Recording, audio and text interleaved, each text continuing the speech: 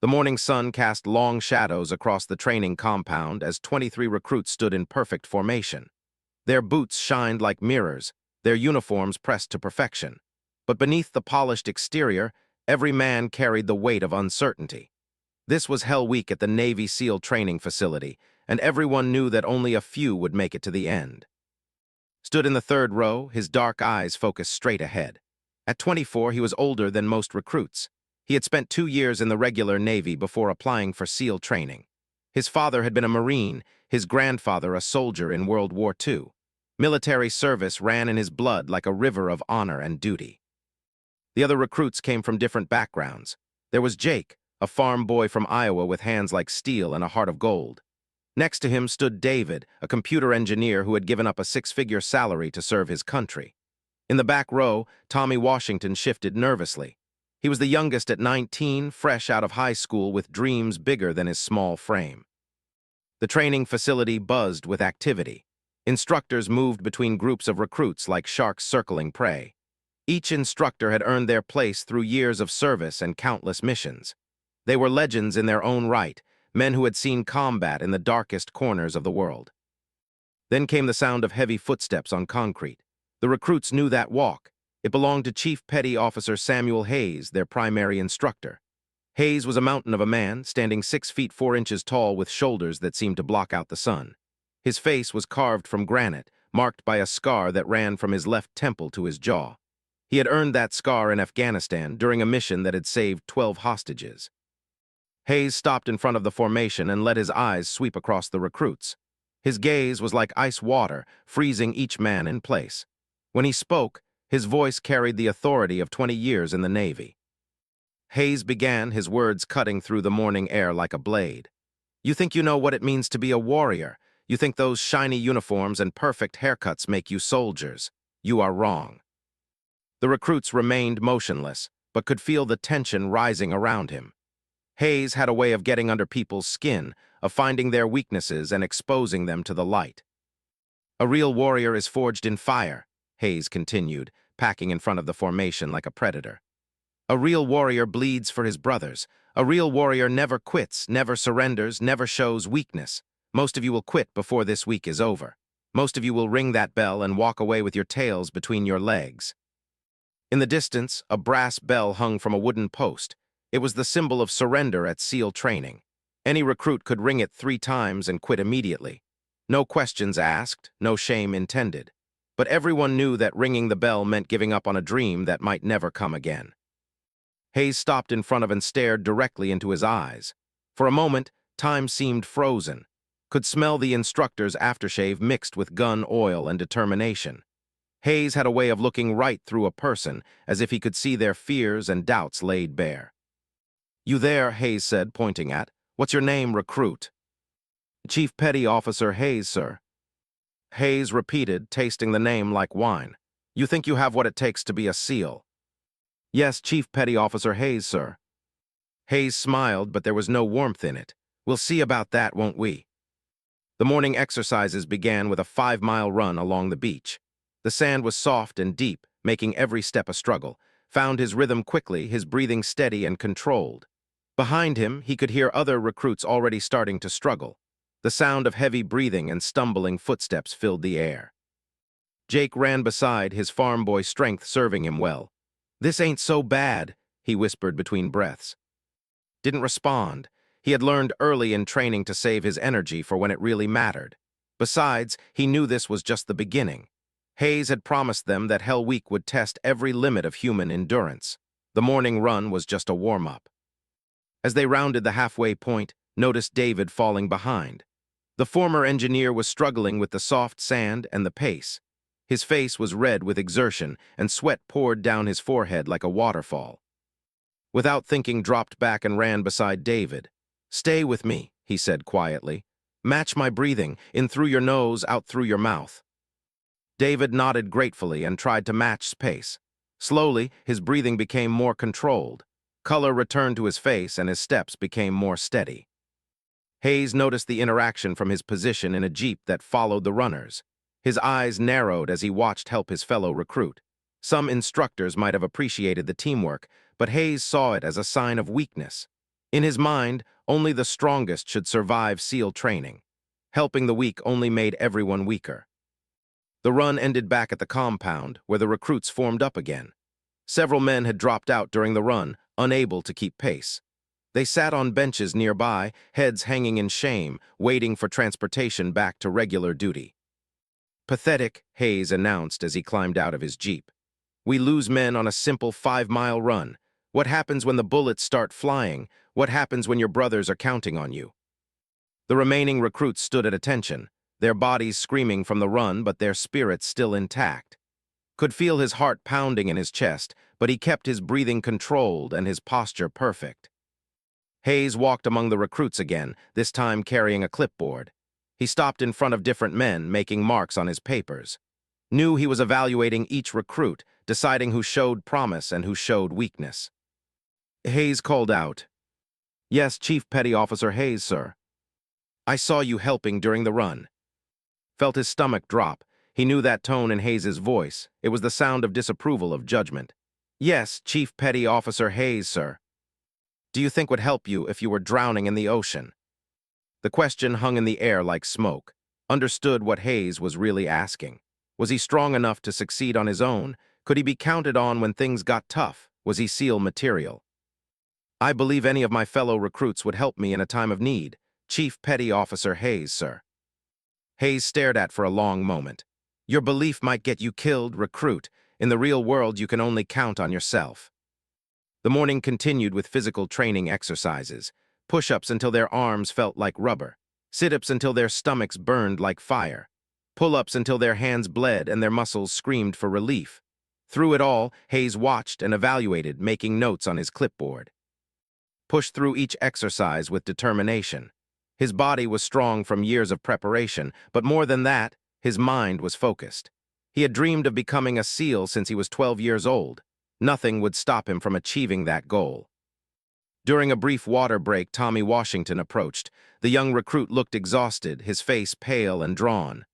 "I don't know if I can make it," he whispered. Looked at the 19-year-old and saw himself at that age, full of dreams but lacking confidence. "You can make it," said quietly. "Just take it one exercise at a time. Don't think about the whole week. Think about the next 10 minutes. Tommy nodded, but doubt remained in his eyes. Could see the fear there, the uncertainty that came with being tested beyond your limits. The afternoon brought water training in the compound's swimming pool.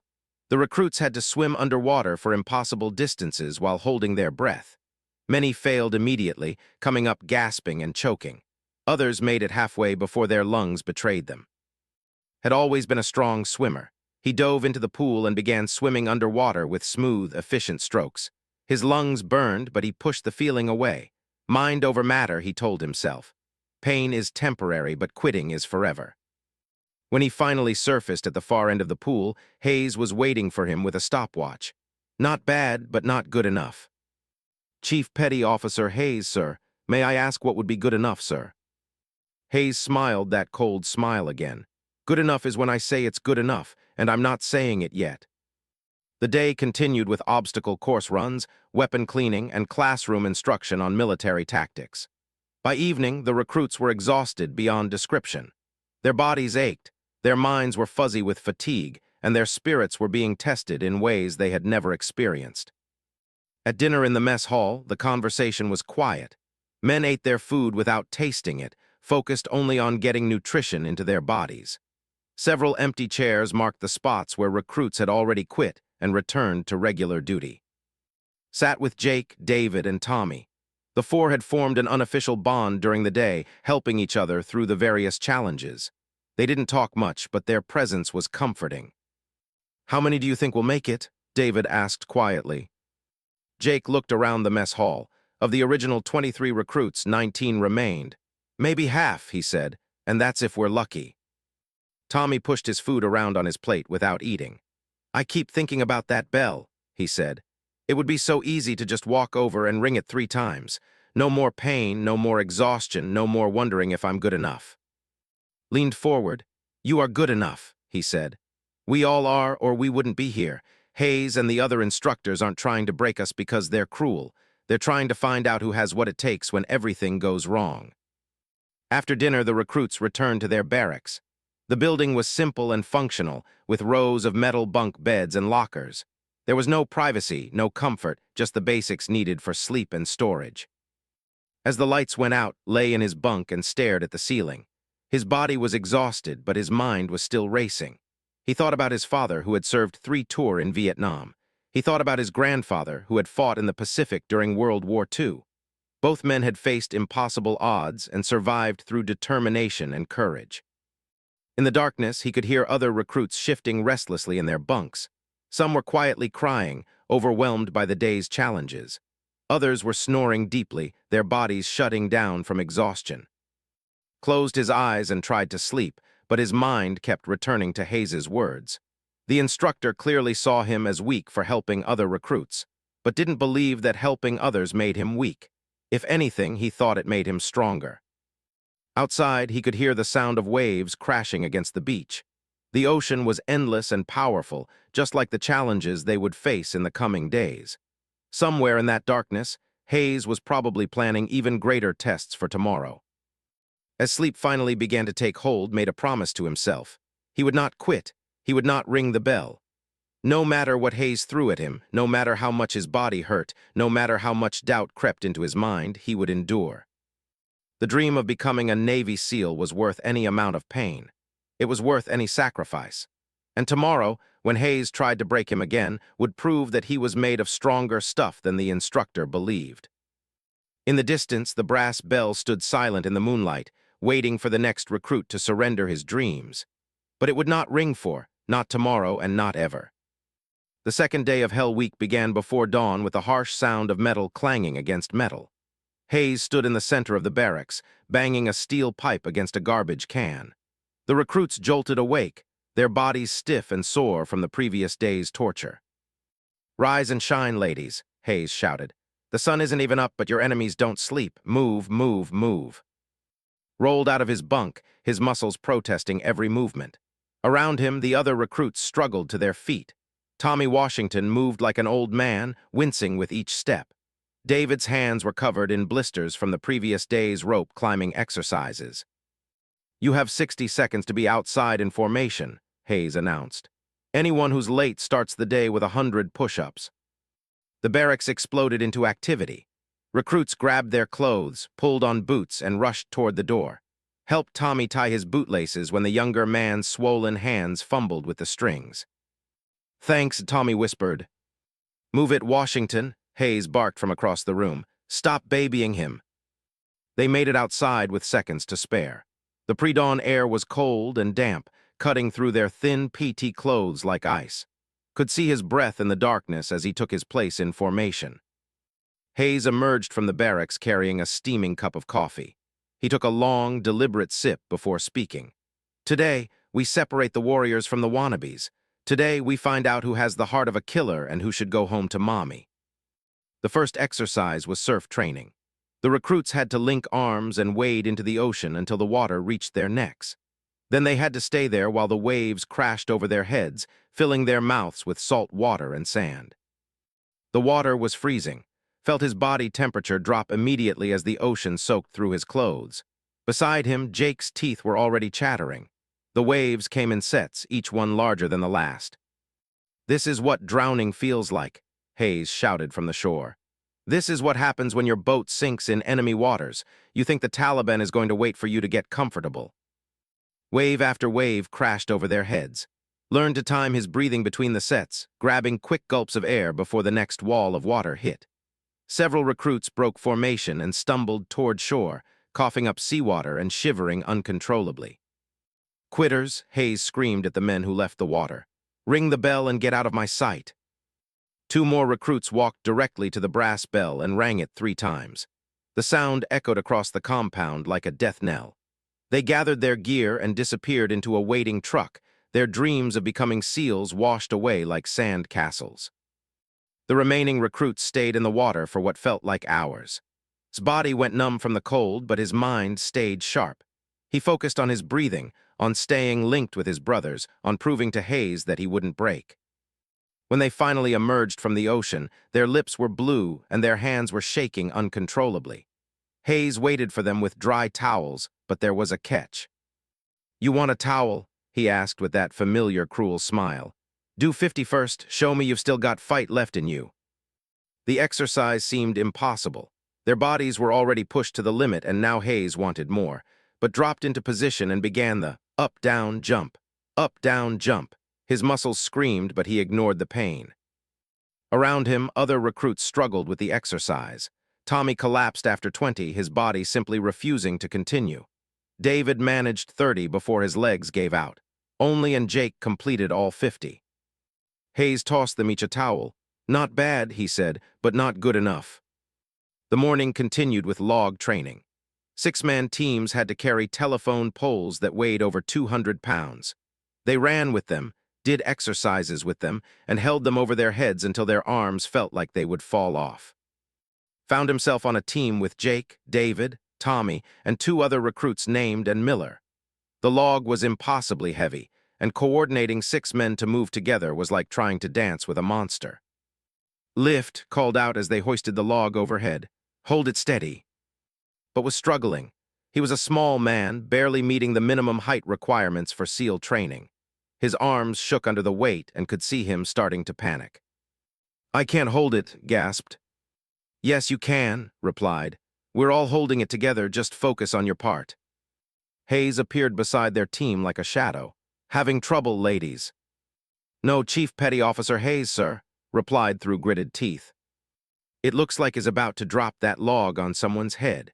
Maybe he should ring the bell and save us all the trouble." His face went red with effort and embarrassment. Could see the doubt creeping into the man's eyes.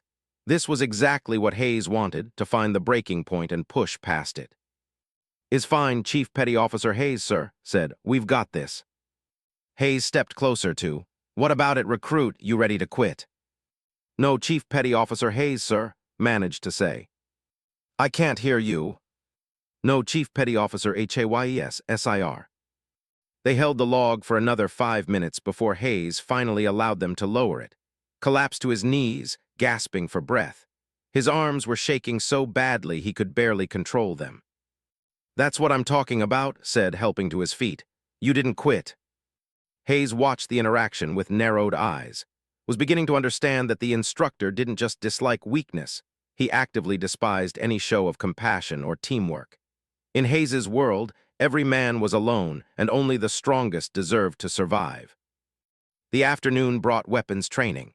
The recruits learned to disassemble and clean their rifles while blindfolded.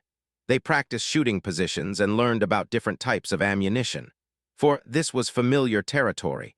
He had grown up around guns and had always been a good shot. Hayes watched as quickly and efficiently cleaned his weapon. "Not bad, but can you hit anything with it?" "Yes, Chief Petty Officer Hayes, sir." They moved to the shooting range, where targets were set up at various distances. Hayes handed a rifle and pointed to a target 200 yards away. "Hit the center ring," Hayes commanded. Took his position, controlled his breathing, and squeezed the trigger. The bullet hit the outer edge of the center ring, a good shot, but not perfect. Hayes shook his head. "In combat, good isn't good enough. Good gets your teammates killed, again." Fired again, this time hitting closer to the center. Then again and again. Each shot improved slightly, but Hayes remained unimpressed. "You're thinking too much," Hayes said. "Stop trying to be perfect and start trying to be deadly." The words hit like a slap. He had always prided himself on precision, on doing things the right way. But Hayes was asking for something different, not perfection, but effectiveness. Adjusted his stance slightly, stopped overthinking his breathing, and fired. This time, the bullet hit dead center. "Better," Hayes said, "but still not good enough." Evening brought the most dreaded part of Hell Week training, the psychological evaluation. The recruits were brought one by one into a small room where they sat across from Hayes and 2 other instructors. The session was designed to break down mental barriers and expose hidden weaknesses. When's turn came, he entered the room and sat in a metal chair facing 3 men who had dedicated their lives to creating warriors. Hayes sat in the middle, flanked by Senior Chief Petty Officer Davis and Master Chief Petty Officer. "Tell me about your father," Hayes began without preamble. Had expected this question. "My father served 3 tours in Vietnam, Chief Petty Officer Hayes, sir. He was awarded the Purple Heart and the Bronze Star. And what did he teach you about being a warrior? He taught me that courage isn't the absence of fear, sir. It's doing what needs to be done despite being afraid. Hayes leaned forward. Your father was a Marine, wasn't he? Yes, sir. So why didn't you join the Marines? Why are you here trying to become a Navy SEAL? The question was designed to make doubt his choices, to make him feel like he was betraying his father's legacy. But had thought about this many times. The Navy SEALs represent the finest warriors in the world, sir. My father always taught me to strive for excellence. This is my path to excellence. Senior Chief Davis spoke for the first time. We've been watching you help other recruits. Why do you waste energy on men who are going to quit anyway?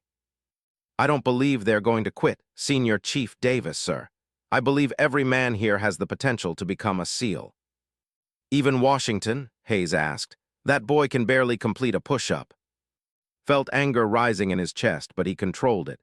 Washington is stronger than he looks, Chief Petty Officer Hayes, sir. He just needs confidence. Confidence? Hayes laughed. Confidence gets people killed, skills keep people alive. Washington doesn't have the skills. With respect, Chief Petty Officer Hayes, sir, neither did any of us when we started. Skills can be taught, heart cannot. The three instructors exchanged glances. Master Chief, who had remained silent until now, finally spoke. What makes you think you have what it takes? I don't think it, Master Chief, sir. I know it. This isn't just a job for me. This is my calling. Hayes stood up and walked around his chair. Your calling? You sound like some kind of religious fanatic. Are you a religious fanatic? I have faith, Chief Petty Officer Hayes, sir. Faith in God, faith in my country, and faith in my brothers. Faith won't stop a bullet. No, sir, but it will give me the courage to stand in front of that bullet if it means protecting my teammates. The session continued for another hour. They asked about his childhood, his relationships, his fears, and his motivations. Every answer was analyzed and picked apart. They were looking for cracks in his mental armor, weaknesses that could be exploited. Finally, Hayes dismissed him with a simple "get out." Left the room feeling emotionally drained. The psychological evaluation was worse than any physical challenge because it forced him to examine his own motivations and beliefs under the harsh light of criticism. Outside, he found Tommy sitting alone on a bench, staring at the brass bell. The young recruit looked like he was having the fight of his life with his own doubts. You thinking about ringing it? Asked, sitting down beside him. Tommy nodded. I keep thinking about home, about my mom's cooking and my warm bed, about how easy it would be to just give up. It would be easy, agreed, but easy doesn't make you a SEAL. Maybe I'm not supposed to be a SEAL. Maybe I'm just fooling myself. Looked at the brass bell, gleaming in the evening light. It represented the easy way out, the path of least resistance. But he also knew that every man who had ever achieved something great had faced this same moment of doubt. You know what the difference is between SEALs and regular people? Asked. What? Regular people quit when things get hard. SEALs quit when the mission is complete. Tommy was quiet for a long moment. What if I'm not strong enough? Strength isn't just about muscles. It's about refusing to give up when everything in your body and mind is telling you to quit. You've made it this far. That means you're stronger than you think. As the night fell, the recruits returned to their barracks for a few hours of sleep before the nightmare began again. Lay in his bunk, listening to the sound of men crying quietly in the darkness. The pressure was enormous, and everyone was feeling it. But also heard something else, the sound of determination. Men whispering encouragement to each other, promising to stick together no matter what. These were the sounds of warriors being forged in the fire of adversity. Tomorrow would bring new challenges, new opportunities for Hayes to break them down, but tonight they were still here. They were still fighting, and that was enough.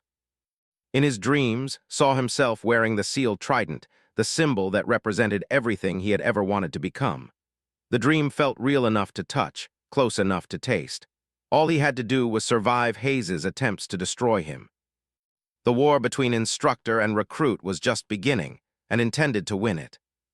Day 3 of Hell Week arrived with a violence that shocked even the most prepared recruits. Hayes woke them at 3 a.m. with a smoke grenade thrown into the barracks. The thick, choking smoke filled the room as recruits stumbled around blindly, coughing and gasping for air. Chemical attack, Hayes screamed through a gas mask. "You have 30 seconds to evacuate or you're all dead." Chaos erupted. Men crashed into each other in the smoky darkness, trying to find their way to the exits. Grabbed Tommy's arm and guided him toward what he hoped was a door. Behind them, someone was screaming in panic. They burst out of the building into the pre-dawn cold, their eyes streaming with tears from the smoke. Several recruits were bent over, vomiting from the chemical irritation. Others sat on the ground, unable to catch their breath. Hayes emerged from the building wearing full protective gear. He pulled off his gas mask and surveyed the chaos with obvious satisfaction. In the real world, there are no warnings. In the real world, your enemies want you dead. Welcome to reality. Of the 19 recruits who had started the day, 3 were already walking toward the brass bell. The smoke attack had been the final straw for men who were already pushed beyond their limits. They rang the bell with trembling hands and climbed into the waiting truck without looking back. 16 left, Hayes announced, as if he were calling out a sports score. Still too many. The remaining recruits formed up in the pre-dawn darkness, their eyes red and their throats raw from the smoke. Could taste chemicals in his mouth, and his chest felt tight. Beside him, Tommy was still coughing violently. Hayes began the day with what he called surf torture. The recruits had to lie down in the shallow waves and let the ocean wash over them repeatedly. The cold water mixed with sand that got into every piece of clothing, every crack and crevice of their bodies. "Comfort is the enemy," Hayes shouted over the sound of crashing waves. "Comfort makes you weak. Comfort makes you dead." They lay in the surf for hours as the sun slowly rose over the horizon. The constant motion of the waves was hypnotic and nauseating at the same time. Several recruits vomited seawater and bile into the ocean around them. Focused on staying conscious. The cold was so intense that his body had stopped shivering and started shutting down non-essential functions. He could feel his heart rate slowing, his breathing becoming shallow. This was hypothermia, and he knew it could kill him. Next to him had stopped moving altogether. His eyes were open but unfocused, and his skin had turned a bluish-gray color. Reached over and grabbed the smaller man's arm. "Stay with me," but didn't respond. His body was limp, barely breathing. Looked toward the shore where Hayes was watching with his arms crossed. "Chief Petty Officer Hayes," called out, "needs help." Hayes walked to the water's edge. "What's the problem?" "Is going into shock, sir. He needs medical attention." Hayes looked down its motionless form and shrugged. Then he should quit. The callousness of the response hit like a physical blow. Hayes was willing to let a man die rather than show an ounce of human compassion. This wasn't training anymore, this was cruelty. "Sir, he could die. People die in war, get used to it." Made a decision that he knew would have consequences. He stood up in the surf and pulled to his feet. The man was barely conscious, his body temperature dangerously low. Half carried, half dragged him toward shore. "I didn't tell you to move," Hayes barked. Ignored the order and continued helping. When they reached the beach, he began rubbing the man's arms and legs, trying to get circulation flowing again. Eyes gradually focused, and color slowly returned to his face. Hayes stood over them both, his face dark with anger. "You just disobeyed a direct order, recruit." "Yes, Chief Petty Officer Hayes, sir." "You know what happens to soldiers who disobey orders." "Yes, Chief Petty Officer Hayes, sir." Hayes was quiet for a long moment, studying with those cold eyes. Around them, the other recruits were still lying in the surf, but could feel them watching this confrontation. "Drop and give me 200 push-ups," Hayes finally said. "Right now in the sand." Immediately dropped into position and began doing push-ups. The sand was soft and uneven, making each repetition more difficult. His arms were already exhausted from days of abuse, but he forced them to keep working. Hayes stood over him, counting each push-up out loud. 1, 2, 3. You think you're a hero. 4, 5, 6. You think saving makes you special. Didn't respond. He focused entirely on the push-ups, on proving that Hayes couldn't break him no matter what punishment he devised. 50, 51, 52. In combat, heroes get people killed. Heroes take unnecessary risks. Heroes think with their hearts instead of their heads. The lecture continued as pushed through the pain. His arms felt like they were on fire, but he kept going. Around the 100 mark, his muscles began to fail. His form started to break down, his movements becoming sloppy. Sloppy push-ups don't count, Hayes screamed. Start over. The words hit like a sledgehammer. Start over. He had already done nearly 100 push-ups, and Hayes wanted him to begin again.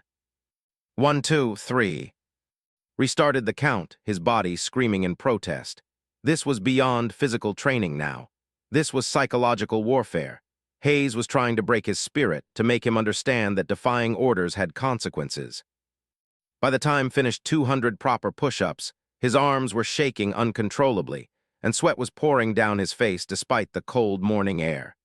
He climbed to his feet and stood at attention, waiting for Hayes's next move. Get back in the water, Hayes ordered. Returned to the surf and lay down next to his fellow recruits. Was still there, conscious now but obviously struggling. He gave a grateful look, but neither man spoke. The surf torture continued for another hour before Hayes finally allowed them to return to shore. 3 more recruits had quit during the exercise, unable to handle the combination of cold, exhaustion, and psychological pressure. They rang the bell and disappeared into the truck, bringing the total number of survivors down to 13. The morning's next challenge was rope climbing. A thick rope hung from a wooden tower 50 feet high. The recruits had to climb to the top, ring a bell, and climb back down. They had to do this 10 times without resting. His arms were already destroyed from the push-up punishment, but he approached the rope with determination. The first climb was manageable, though his muscles protested every movement. By the 3rd climb, his grip was failing. By the 5th, he could barely hold onto the rope. Hayes watched every struggle with obvious pleasure. What's wrong? Arms a little tired from your heroic push-ups. Gritted his teeth and continued climbing. His hands were raw and bleeding, leaving streaks of blood on the rope. Each movement upward was an act of pure willpower. On his 7th climb's grip finally failed completely. He was 20 feet off the ground when his hands slipped. He fell hard onto the sand below, the impact driving the air from his lungs.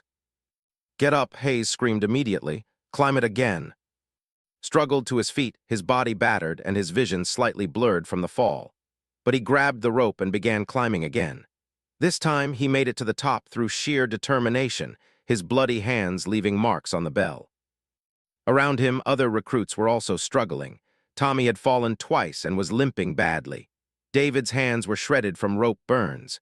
Jake was the only one who seemed to still have some strength left, his farm boy conditioning serving him well. By the end of the rope climbing exercise, 2 more recruits had quit. 11 men remained. The afternoon brought combat training. They learned hand-to-hand fighting techniques, practiced with knives, and worked on disarming opponents. Hayes paired with the biggest recruit remaining, a massive man named Johnson who outweighed by 50 pounds. Sometimes you have to fight someone bigger than you, Hayes explained. Sometimes you don't have weapons, sometimes all you have is your will to survive. Johnson was strong and aggressive, but he relied too much on his size advantage. Used his speed and technique to avoid the bigger man's attacks and land strikes of his own. Within minutes, he had Johnson on the ground in a chokehold. Not bad, Hayes said grudgingly, but can you kill him? The question hung in the air like a challenge. Was holding Johnson in a position where he could cut off the man's air supply permanently? All it would take was a little more pressure. Can you do what needs to be done when the time comes? Looked down at Johnson's face. The man was struggling but not panicking. This was training, not life or death, but Hayes was asking if had the capacity for killing when it became necessary. Yes, Chief Petty Officer Hayes, sir. Prove it, choke him out. Applied more pressure to the chokehold. Johnson's struggles became more desperate, his face turning red. Could feel the man's pulse against his arm, could sense his growing panic. More pressure, Hayes commanded. Tightened his grip. Johnson's eyes started to roll back, his movements becoming weaker. This was the moment, could feel Johnson starting to lose consciousness. He immediately released the hold. Johnson gasped and coughed, sucking air back into his lungs. He was shaken but unharmed. Helped him to his feet, making sure he was okay. Hayes's expression was unreadable. Interesting choice. He was unconscious, Chief Petty Officer Hayes, sir. Mission accomplished. The mission was to prove you could kill him. I proved I could have killed him, sir. There's a difference. Hayes stared at for a long moment. Around them, other pairs were still practicing combat techniques. The sound of bodies hitting mats and men grunting with effort filled the air. "In real combat, there are no do-overs," Hayes said finally. "In real combat, showing mercy gets you and your teammates killed." "Yes, Chief Petty Officer Hayes, sir, but this isn't real combat." The words were barely out of his mouth before he realized his mistake. He had just contradicted Hayes directly, had questioned the instructor's training methods in front of other recruits. Hayes's face went dark with anger. "What did you say?" Knew he was in trouble, but he also knew he couldn't back down now. "I said this isn't real combat, Chief Petty Officer Hayes, sir. In real combat, I will do whatever is necessary to protect my teammates and complete the mission. But I won't hurt a fellow SEAL candidate in training." The training area went completely quiet. Every recruit stopped what they were doing and watched the confrontation between Hayes and... This was the moment they had all been waiting for, the moment when Hayes's authority was directly challenged. Hayes stepped closer until they were almost nose to nose. "You think you know better than me how to train SEALs?" "No, Chief Petty Officer Hayes, sir." "You think your way is better than the Navy's way?" "No, Chief Petty Officer Hayes, sir." "Then why did you disobey my order?" Took a deep breath. "Because my teammates matter more than following orders blindly, sir." The words hung in the air like an explosion. Had just told a Navy instructor that he would put his own judgment above military orders when it came to protecting his fellow soldiers. Hayes was quiet for a long moment, his face a mask of controlled rage. When he finally spoke, his voice was deadly calm. "You just bought yourself a one-way ticket to hell. Report to my office at 2100 hours. We're going to have a very long conversation about the chain of command." As the other recruits returned to their training, knew that he had crossed a line that could end his SEAL dreams forever. But looking around at his remaining teammates, men who had become brothers through shared suffering, he realized he didn't regret his choice. Some things were worth fighting for, even if it meant fighting the system itself. The clock on the wall read 2100 hours exactly when knocked on the door to Hayes's office. His uniform was perfectly pressed, his boots polished to a mirror shine. If this was going to be his last night as a SEAL candidate, he would face it with dignity. "Enter," came Hayes's voice from behind the door. Stepped into the small office and was surprised to find he wasn't alone with Hayes. 3 other men sat in chairs along the wall, men recognized, but had never met personally. They wore uniforms with insignia that made his breath catch in his throat. Colonel James Mitchell sat closest to Hayes's desk. His chest was covered with ribbons and medals that told the story of a career spanning 3 decades. He had commanded SEAL teams in Iraq, Afghanistan, and classified missions that would never appear in history books. His presence here meant this was more serious than had imagined. Next to Mitchell sat Colonel Robert Stone, a legend in the SEAL community. Stone had led the rescue mission that saved 12 hostages in Somalia. He had been wounded 4 times in combat and had never failed to bring his men home. His ice-blue eyes studied with the intensity of a predator evaluating prey. The third man was Colonel David Reeves, whose reputation preceded him into any room. Reeves had spent 15 years in SEAL Team 6, the most elite unit and the most elite force in the world. He had been involved in operations that governments existed. When Reeves spoke, even other colonels listened. Hayes sat behind his desk, no longer the instructor from the training compound. In this room, surrounded by these men, he looked smaller somehow. The balance of power had shifted and could sense the tension in the air. "Sit down," Colonel Mitchell said, his voice carrying decades of authority. Took the empty chair facing the 4 men. He kept his posture perfect, his eyes focused straight ahead. Whatever was coming, he would face it like a soldier. Mitchell opened a folder that lay on Hayes's desk. "We've been reviewing your training file, recruit. Your physical scores are excellent. Your psychological profile shows remarkable stability under stress. Your leadership potential is noteworthy." The pause before the last word carried weight. Wasn't sure if it was good weight or bad weight. Colonel Stone leaned forward in his chair.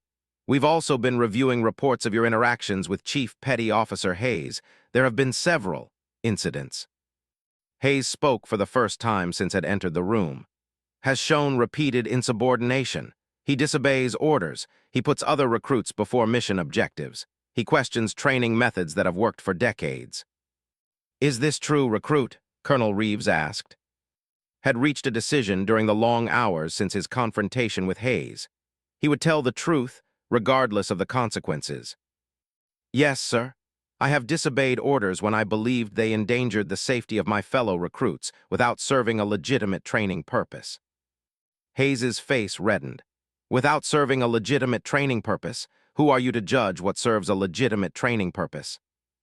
Chief Petty Officer Hayes, Colonel Mitchell said quietly. Let the recruit speak. Continued, I helped when he was going into hypothermia because letting him die wouldn't have made any of us better SEALs. I stopped the chokehold exercise before causing permanent damage because hurting a teammate doesn't prepare us for real combat. I've helped other recruits because SEALs work as teams, not as individuals. SEALs follow orders, Hayes shot back. SEALs trust their commanders. SEALs don't question the chain of command. With respect, Chief Petty Officer Hayes said, SEALs also think for themselves. They make split-second decisions in combat when there's no time to call for instructions. They protect their teammates even when it means taking risks. The room fell silent. Had just defended his actions to some of the most decorated officers in the Navy.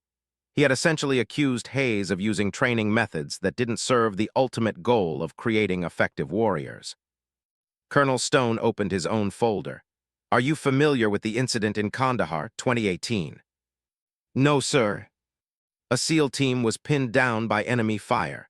Their commanding officer ordered them to hold position and wait for air support. One team member, a petty officer, disobeyed that order. He broke cover and charged the enemy position alone. Waited for the conclusion of the story. That petty officer saved his entire team. His disobedience prevented a massacre. He received the Medal of Honor for his actions. Hayes shifted uncomfortably in his chair. That's completely different. Is it? Colonel Reeves interrupted. The petty officer had to choose between following orders and saving lives. He chose to save lives, chose to protect Johnson. Where exactly is the difference? Colonel Mitchell closed his folder and looked directly at Hayes. Chief, perhaps you could explain your training philosophy to us. Hayes straightened in his chair. My philosophy is simple, sir. Break them down completely, then build them back up as killers. Eliminate weakness, eliminate compassion, eliminate anything that might hesitate in combat. And you believe compassion is weakness? Colonel Stone asked. In combat, yes, sir. Compassion gets people killed. Hesitation gets people killed. Caring too much about your teammates clouds judgment.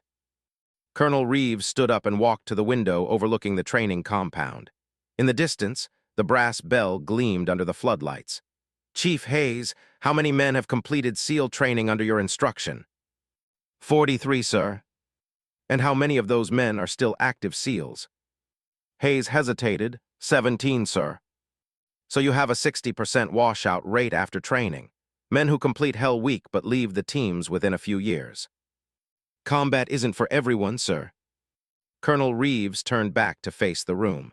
I've reviewed the files on the men who washed out. Do you know what most of them cited as their reason for leaving? Hayes didn't answer.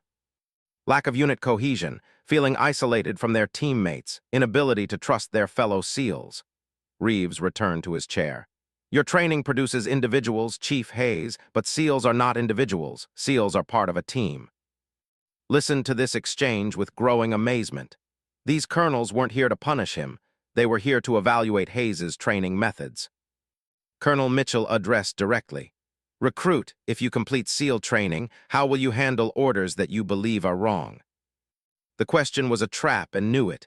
Answer wrong and his SEAL dreams were over. But he had committed to honesty and he wouldn't back down now.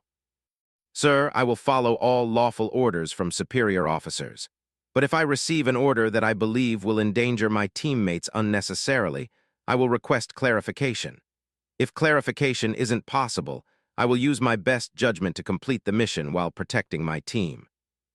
Even if it means disobeying direct orders. Yes, sir. Hayes started to speak, but Colonel Stone raised a hand to silence him. Stone continued, what if your judgment is wrong? What if your disobedience results in mission failure?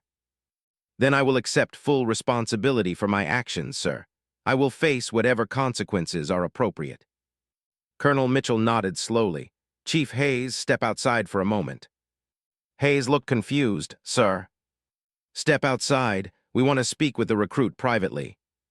Hayes reluctantly left the room, closing the door behind him. The three colonels looked at with expressions he couldn't read. Colonel Reeves said, "What we're about to tell you cannot leave this room. Do you understand?" "Yes, sir." Chief Hayes is under investigation by the Inspector General's office. There have been allegations that his training methods cross the line into abuse. 3 former recruits have filed formal complaints. Felt his world shift. The man who had been torturing him and his fellow recruits for days was being investigated by the military's own oversight system. Colonel Stone continued, "We've been observing Hayes's training methods for the past week. Your actions have confirmed our suspicions. Hayes isn't training SEALs, he's trying to break men psychologically."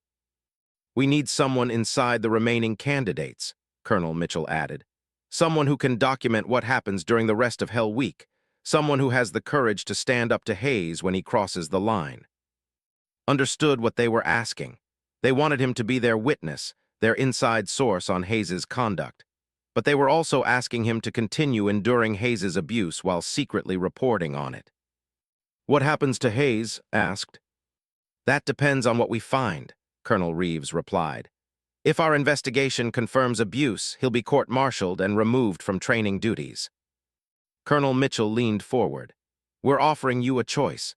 You can continue with Hell Week under Hayes's instruction, and you can help us gather evidence of any misconduct.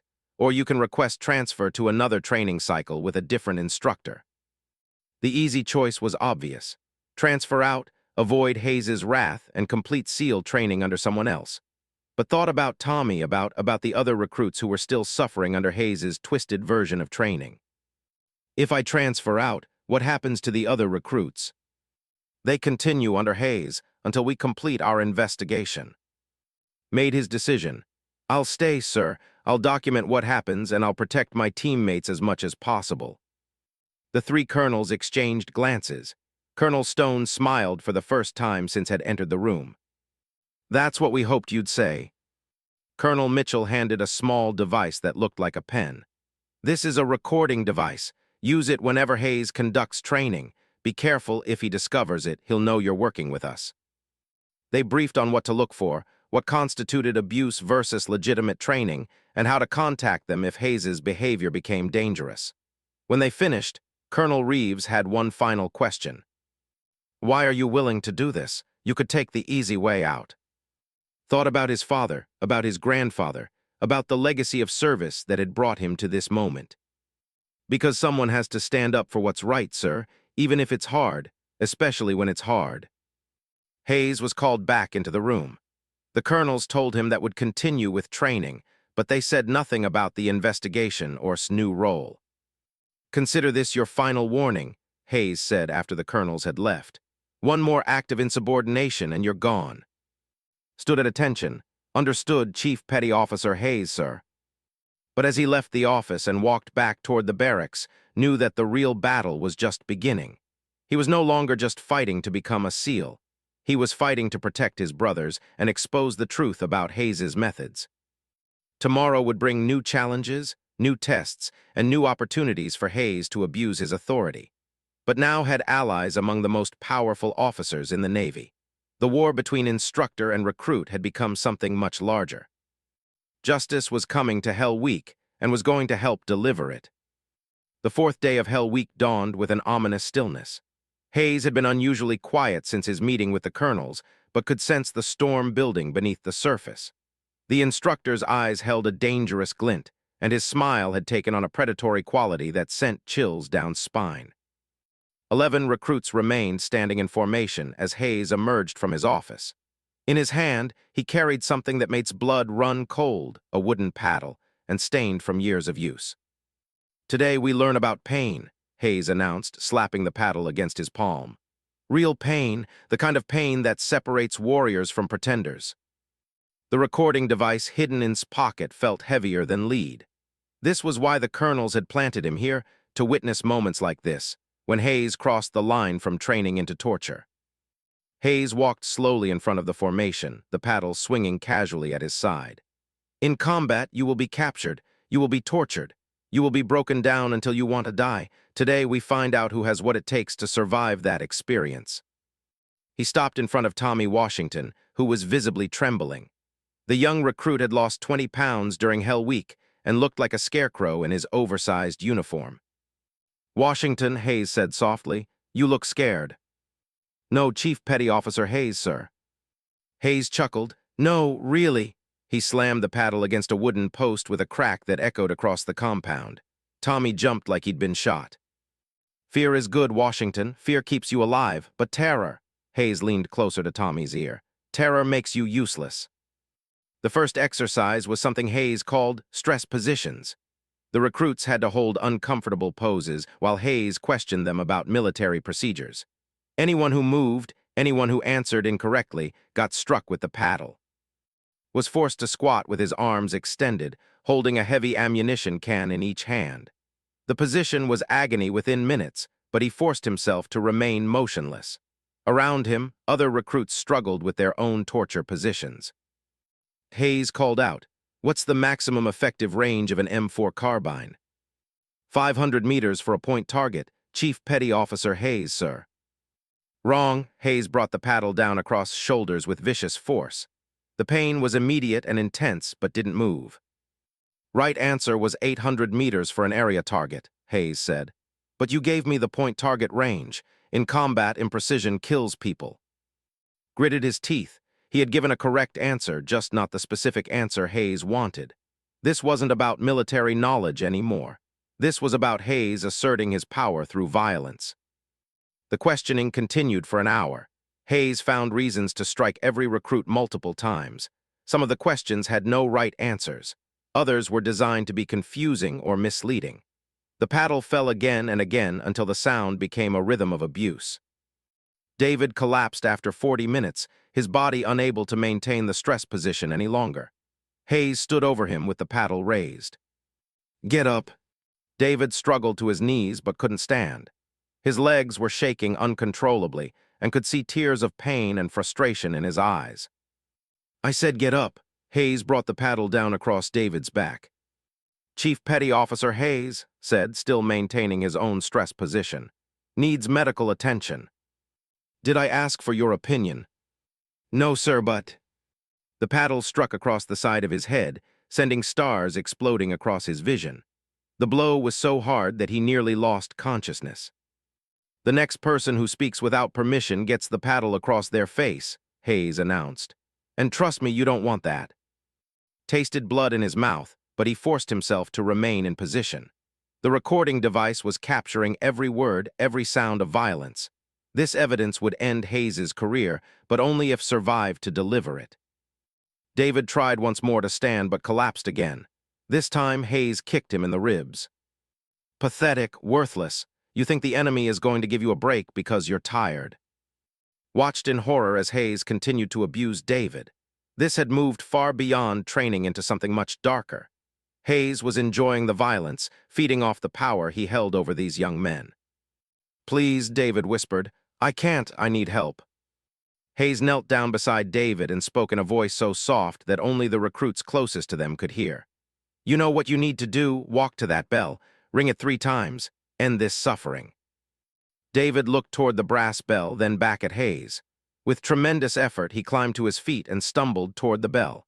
His hand was shaking as he reached for the rope. "Don't do it, David," said quietly. Hayes spun around. "What did you say?"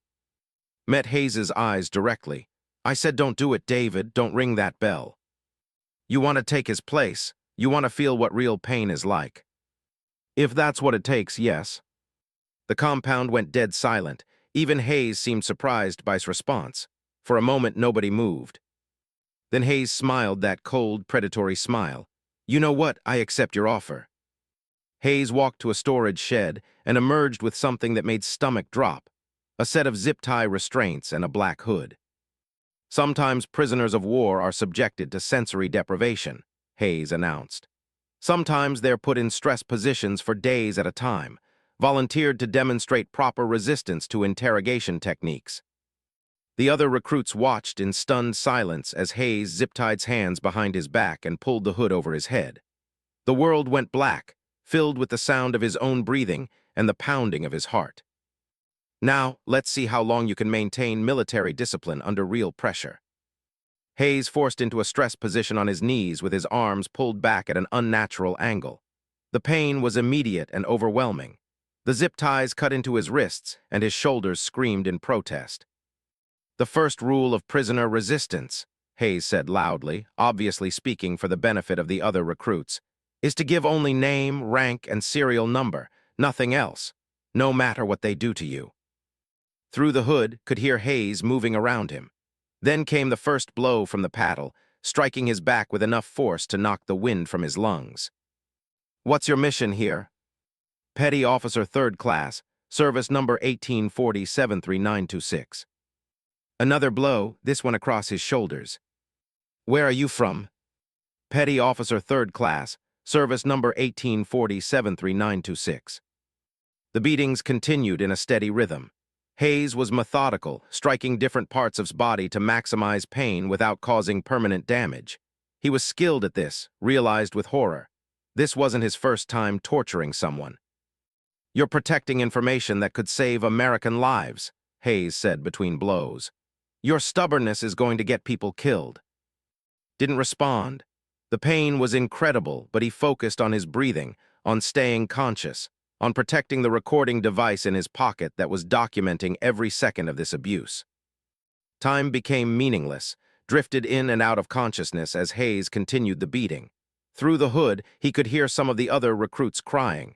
Someone was vomiting. The sound of the paddle striking flesh had become a metronome of torture. Then suddenly the beating stopped. Well, Hayes said, "Looks like we have visitors." Through his haze of pain, heard new voices. Authoritative voices that he recognized from the previous night. "Chief Hayes," came Colonel Mitchell's voice. "What exactly is happening here?" "Training exercise, sir. Resistance to interrogation." "Remove that hood immediately." Felt hands pulling the hood from his head. The sudden light was blinding, but as his vision adjusted, he saw the 3 colonels standing nearby. Their faces were masks of controlled fury. Colonel Stone knelt beside and checked his pulse. "Get those restraints off him, now." "Sir, this is a legitimate training," Hayes began. "This is torture," Colonel Reeves interrupted, "and it stops right now." As the zip ties were cut away, nearly collapsed from the relief. His shoulders had been dislocated, and his wrists were bloody from the restraints. But he was alive, and the recording device was still in his pocket. Colonel Mitchell addressed the remaining recruits, who stood in formation watching the confrontation. "Anyone who needs medical attention, step forward now. No questions asked, no penalties." 3 recruits stepped forward, including David. They were immediately escorted to the medical facility by Navy corpsmen who had arrived with the colonels. Hayes stood alone, his face a mixture of defiance and growing fear. "Sir, these men volunteered for SEAL training. They knew what they were getting into." "They volunteered for military training," Colonel Stone replied. "Not abuse. Chief Hayes, you are hereby relieved of your training duties pending a full investigation." "You can't do this," Hayes protested. "I've been training SEALs for 8 years. My methods work." "Your methods are criminal," Colonel Reeves said. "Military police." 2 MPs stepped forward and placed Hayes under arrest. As they read him his rights, Hayes's eyes found. "You think you've won something here? You think this makes you a hero?"